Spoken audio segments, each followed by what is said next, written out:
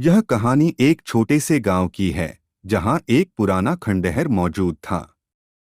गांव वालों का मानना था कि उस खंडहर में एक खतरनाक भूत रहता है जो रात में वहां आने वालों की जान ले लेता है। गांव के सभी लोग उस खंडहर के पास जाने से डरते थे, खासकर रात के वक्त।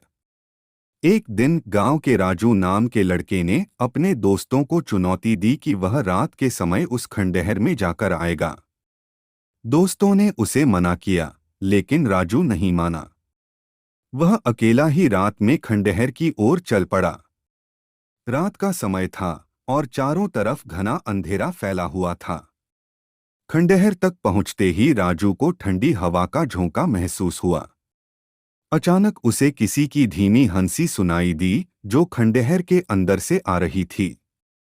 राजू ने हिम्मत करके अंदर जाने का फैसला किया।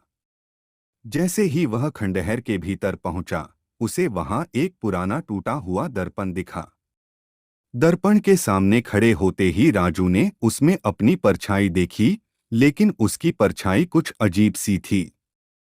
उसकी आंखें लाल हो गई थीं और उसके पीछे एक काला साया खड़ा था।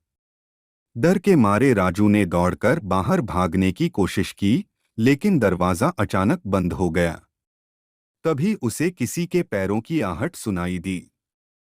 वह पीछे मुड़कर देखता है तो वहां एक भयानक आकृति खड़ी थी, जिसकी आंखें जलती हुई अंगारे जैसी थीं। वह आकृति धीरे धीरे राजू की ओर बढ़ रही थी। राजू की चीखें सुनाई दीं, लेकिन अगले दिन जब गांव वाले वहां पहुंचे तो खंडहर खाली मिला।